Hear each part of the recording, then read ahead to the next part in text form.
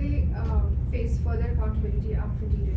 Absolutely. So for them, even in the light of barzakh, in which they are put to sleep, they will be facing that. They'll be having those bad dreams or being punished there in barzakh. And when they rise up on the day of judgment, their punishment is going to continue, because they were the ones who faced God Himself, so to speak, because His messengers were His representatives. So their punishment is going to continue. And precisely for this reason, people who die in the post-prophetic era, they'll just be put to sleep. There's going to be no azab-e-qabr for them, because they are not the ones who had their accountability. Their accountability is going to take place in the hereafter. So once they rise, their accountability takes place, then they will be punished or rewarded.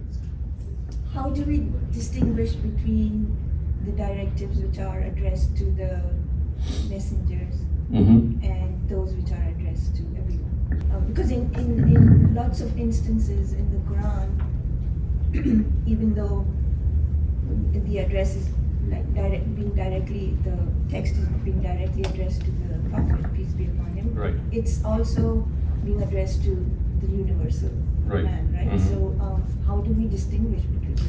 So if we think that directives which relate to disbelief and to idolatry, these are the two areas, disbelief and idolatry. They are the ones, whenever you find them being addressed in the Quran and certain consequences being related about them, that if you don't do this, you'll be put to death, or you'll be punished, or you'll not be spared, they are the ones who are always and definitively related to God or to the messenger's era. They cannot be extended, because they are something which have been related to to mankind through them. Other than that, for example, divorce directives or political directives, economic directives or penal directives, they all are mentioned in a way in which it has not been specified that this is the reason that the truth has been delivered to them under the ultimate form, and they have now denied it, and so therefore now they are being punished in this way. Or these are directives which are being given to them because of the fact that they are nations of messenger of God. For them it has been made clear that the rest of the Quran, in which this harshness is not found, is regarding all for all times to come. Because as I said, that divorce directives or marriage directives or social directives, they all relate to human beings in their human capacity. They don't relate to them in the divine capacity, in which a messenger was being sent to them in a way and telling them that, well, if you don't do this, you'll be punished. So I can sum up by saying that directives which mention harsh punishments, harsh behavior with your non-Muslims, they are specifically the ones which relate to the era of messenger of God. All the rest, because there's not time enough to go through them individually, in my own study I can tell you that the rest of these directives, most of them, if not all of them, they relate to the present era as well. Although there could be certain modifications regarding the illat or the reason behind a certain directive, but generally yes, the Sharia which is mentioned besides this is the one which is addressed to us as well. So there are lots of stories which are about the prophetic era, right?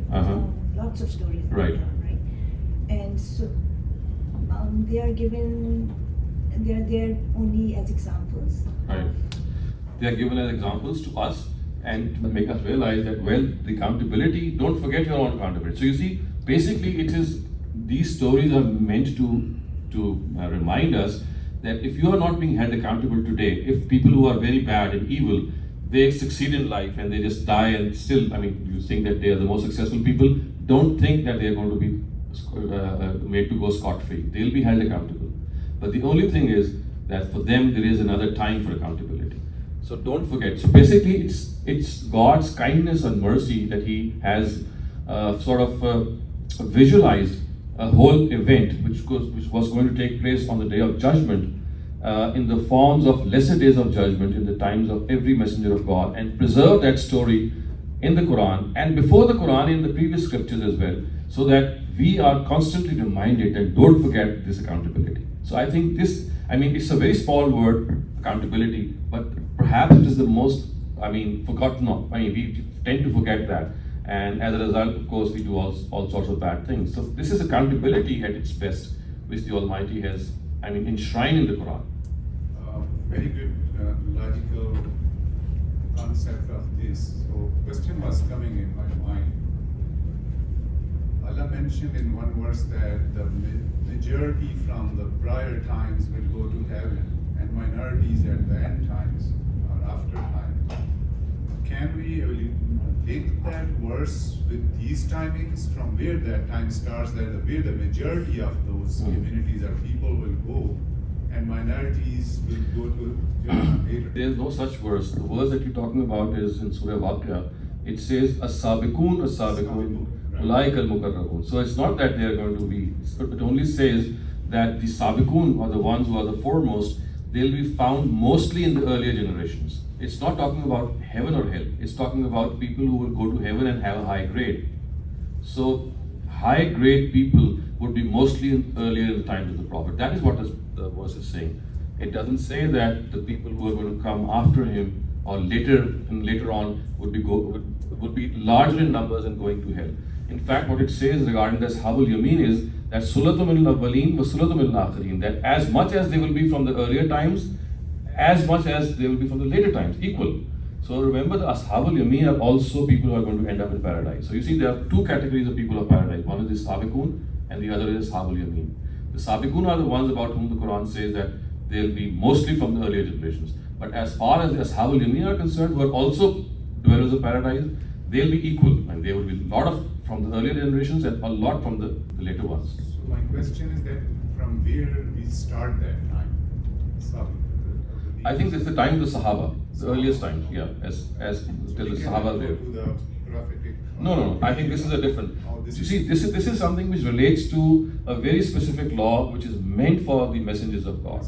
By not distinguishing this, we have ended up extending certain directives which were meant for his messengers for our own selves. So I can recall in 1994 when Osama was alive and he was not that famous. This is 1994, 6 or 7 years before that that World Trade Center bombing or crash. He actually came out from a certain meeting, and the television and the media relayed his words, and he actually quoted certain Quranic verses which were meant for God's messengers. For example, there is a verse in Surah Tawbah which says, Qatilu aymat al-kufr, fight these leaders of disbelief. And he said that, well, today this leader of disbelief is the United States, so I'm going to take them to task. No one took him seriously, but he exactly quoted these verses. So you see, what happened is, without realizing that this is something which was the prerogative of God's messenger, he thought that, well, I am the addressee on a similar tone. And he actually cited that verse. Please. मैं उर्दू में बात करूँ? जी आप कर लें.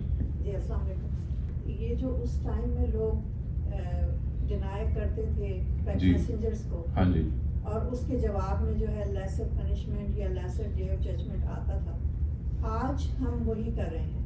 जैसे अभी आपने उसामा बिन लादेन की बात की जी. वो जो एरोगेंस उस वक्त थी लोगों में, वही एरोगेंस आज मुस्लिम में है कि हम सही रास्ते पे हैं, नो मैटर हम समझते हैं या नहीं, लेकिन हम सही रास्ते हैं just because we are Muslim जी.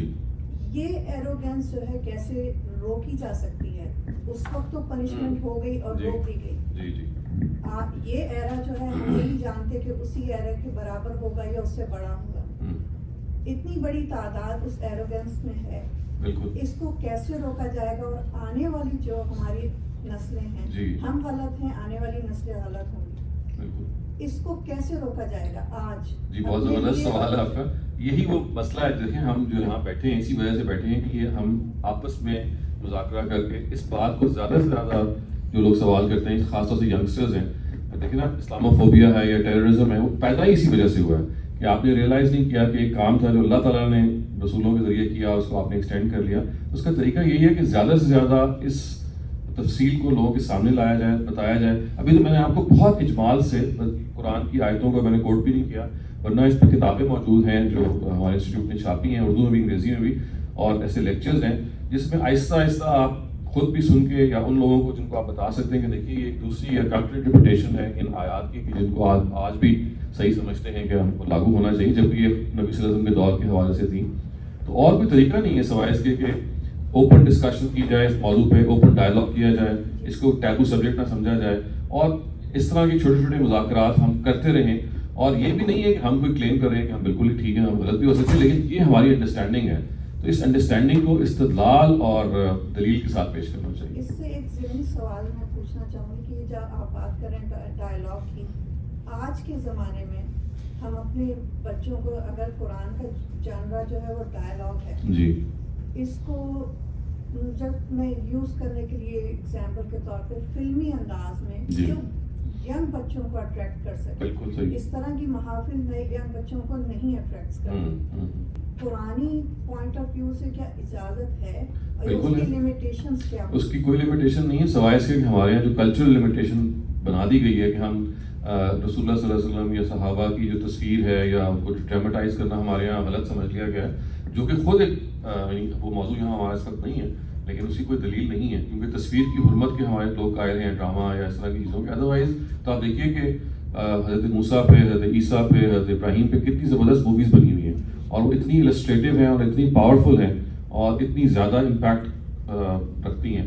تو ہم جب تک اس اپروچ کو ریوائز نہیں کریں گے مسلمان, اس وقت تک شاید مشکل سے ہی ہو. ابھی دیکھیں کوئی بھی مووی بنے گی پروفٹ کی تو اس میں آپ اس کی ان کا صرف سایہ دکھا سکتے ہیں یا دور سے کوئی بات سنوا دیں, تو وہ اس کو گناہ سمجھتے ہیں کہ کوئی آدمی پروفٹ کو پورٹری کرے. حالانکہ میرے خیال ہے یہ وہ انڈرسٹینڈنگ ہے جسے ریوزٹ کرنا چاہیے, لیکن چونکہ اس میں بہت اکھاڑ پچھاڑ ہوگی, لوگوں کو قائل کرنا آسان نہیں ہے, تو زیادہ بہتر ہے کہ ہم وہ اس جگہ سے انٹری لیں کہ جو زیادہ ایکسیپٹیبل ہے, اور وہ یہی ہے کہ ان آیات پہ یا ان موضوعات پہ ڈسکشن زیادہ سے زیادہ کی جائے.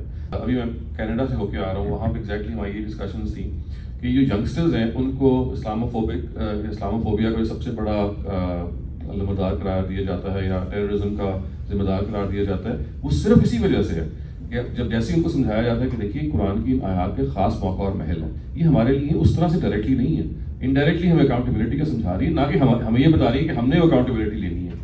تو ایک دم سے ینگسٹرز کو نا سمجھ میں آنی شروع ہو جاتی ہے. تو آئی تھنک کہ ضرورت اس بات کی ہے کہ اگر آپ کو آج یہ بات سمجھ میں آ گئی ہے تو آپ اپنے لیول پہ اور لوگوں سے کنیکٹ کریں, اور چونکہ اس موضوع پہ جیسے میں نے آج تو ایک مختصر بات کی, ورنہ تفصیلی لکھی ہوئی اور بولی ہوئی چیزیں موجود ہیں ان کو, اور دونوں زبانوں میں ہیں, اردو میں بھی انگریزی میں بھی ہے, آپ آگے پہنچائیں.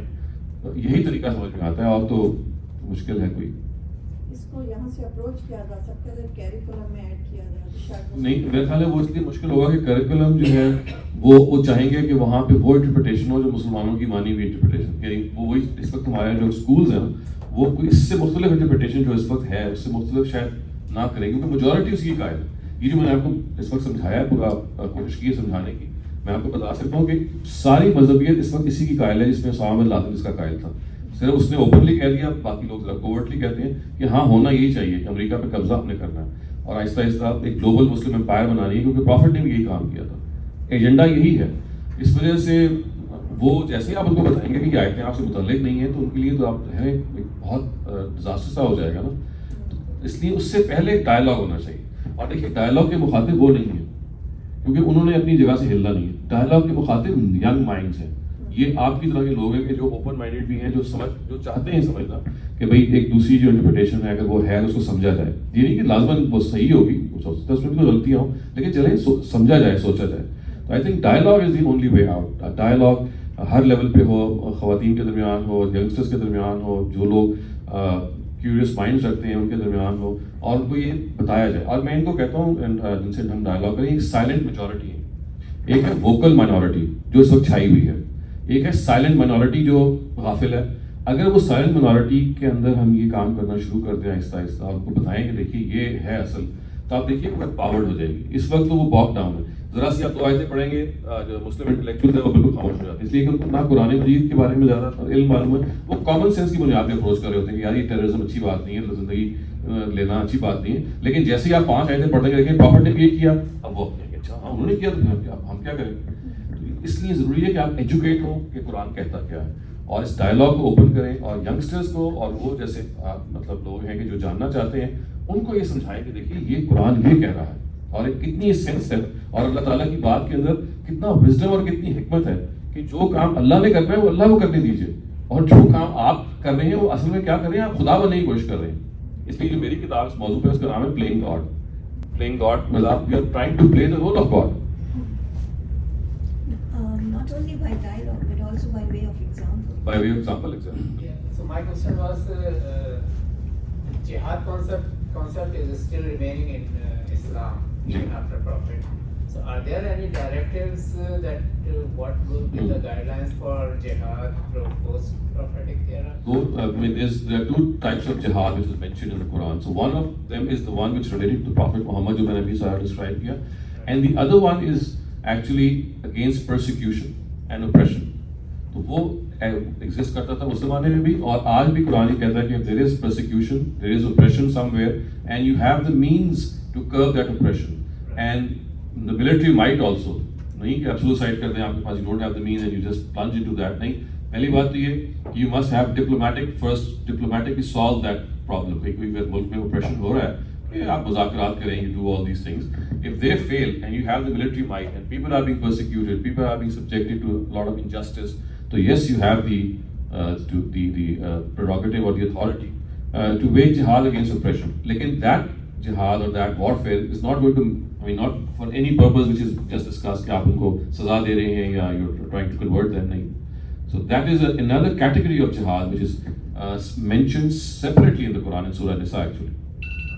Is this category for the state, like only the state? Exactly. This is a very important question, that this category is not for individuals. Individuals cannot cannot wage jihad for the sake of persecution or against persecution. Jihad has always and should always be waged by state. Not a single group or a group of people have this authority. And this is another unfortunate misunderstanding. So if ever this is going to be this persecution or war against this persecution has to take place, it has to be by a country, by a state which gives this order, not by any group or individual or organization. I just wanted to make a comment that just about jihad and persecution and everything else, that when Makkah was reclaimed, right, the first thing Prophet ﷺ did was making sure that no mushrik, kafir or Jew would be persecuted. They were given full freedom, right, and defense. They were protected, as a matter of fact, and that's a very good example of telling others that So when Makkah was reclaimed, actually in 8th Hijrah, so a lot of people were set free, and they said, as the Quran, as the words go, La tasriba alaykum al-yawm, there's no blame on you, antum al-tulaqa, you're all free to go. So this was something which the Prophet did until that final stage had not reached. But once that final stage had reached, before that, all of the idolaters of his nation, all the Quraysh, they had accepted faith. But regarding the people of the book, the Quran says that, well, if they continue with this arrogance and this denial, then yes, they can live on their own religion, but then they'll have to remain subservient to you by paying the Jiziah tax and by being declared as zimmis. But then this again, being a zimmi or being subjected to Jiziah, was regarding the era of the Prophet himself. This could not have been extended. So today, if you are imposing Jiziah or declaring non-Muslims as zimmi, this is a misplaced directive. You're wrongly applying it. And I think in all of even today, in all of the Islamic countries, I think non-Muslims are enjoying their life. They do so. But you see, this is what the countries are doing. If you ask the clergy, if you ask the Muslim scholars, they will say, well, if we conquer a Muslim territory today, a Christian territory, then we will impose jizya on them, and we will make them zimmis. So this is the stated, what they state. One thing is what the states do, the countries do, and another thing is what the clergy or our Muslim scholars say. So classically, our scholars still say that yes, this jizya has to be imposed if we conquer a Christian territory. So therefore, zimmitude has become a term, if you would know. It's a term. It's a derogatory term, basically. Because I think it's over a long time ago. I think the last one was when the Abbasis and the Umar. Nowadays, after yes, but you see, this was the time in the time of Shah Abdul Aziz, when this was a debate whether India, we should impose jizya on India or not. And there was a debate. They did not ultimately do so, but the debate was there that yes, we are authorized. So this shows that in the minds they have this thing. Conceptually it is still there. Whether practically it prevails or not, that's another thing. But the stated objective of all our scholars, all our fiqh books, all our Muslim books which relate to jurisprudence, they state this, that if you conquer a territory today, then you will impose jizya on them and you will treat them as zimmis. So shouldn't we teach our generation and ourselves that this is not gonna happen? Yes. Nowadays, it's not Absolutely. gonna happen. This is what we need to teach. But you see, this is what I have tried to explain here. But you see, what happens is that our vast majority of our ulama or scholars, they have a different view, and they still think that yes, we can impose jizya. So, as I said, what we can do is present this counter understanding to our younger generation, to our own selves, and make them understand this. But we need to remember that we would be going against our own ulama when we do that, and so therefore that would be there. The reaction would be there. And if you know a little bit about my teacher Ghamidi Sahab or his teacher Islai Sahab, they used to face the wrath of these ulama because this is what they said. What I have just spoken is basically what I've learned from them, Farai Sahab and Islai Sahab and my teacher Ghamidi Sahab. So today they are being condemned in certain instances. So one of the reasons of this condemnation is that people say that look, what he's doing, he's bifurcating the Quran. He's making certain Quranic verse specific to the era of the Prophet. The Quran was for all times to come, and he's made the Quran a part of the prophetic era only. So you see, this is how they would typically react, and they are reacting in this way. You said if we conquer another nation, perhaps a Christian nation. Right. But in the post-prophetic era, is that even acceptable? Not even acceptable. This is my understanding, or the approach which I have adopted. So you see, what has happened is that the people, the general clergy, I'm talking about them. They would say that if they are attacked today, then yes, jizya will be imposed. Because you see, what they do is they don't limit those verses to the era of the Prophet. So you see, this distinction has to be made. One is the view that I'm presenting on behalf of Farai scholars like Ustaz Ghamidi and Ustaz Islai. I'm presenting their view that they would say that this cannot be done because these are the verses which relate to Prophet's era. But contrary to that understanding, the majority, a very vast majority, would say, no, if we are able to, if we conquer some Christian territory today, then yes, they will be treated as zimmis, and yes, they will be imposed jizya. No, but that's my question. Is it even acceptable to conquer another country? To them, yes. To them. Because you see, there are certain verses of the prophetic era which says that we fight the disbelievers. And they related to the era of the Prophet only. So, for example, there are verses in Surah Tawbah which says that fight these Jews and Christians. So to us, these are the verses which relate to the prophetic era. But to the ulama, when it says fight Jews and Christians, it means Jews and Christians of all times, even today. So what they do is they generalize those verses that we make specific. Thank you for explaining this in detail. So you mentioned state responsibility. So in some cases, for example, Kashmir or Palestine, if state is not able to do its job for any given reason, so how does it, whatever is individual responsibility? If the state is not doing, all that you can do is make them realize that they are falling short of the responsibility. You just cannot take their place. They are doing something which is they should not be doing. So if you are in a position to make them, to remind them or make them realize, it's their job, it's their prerogative, and they are irreplaceable in this matter.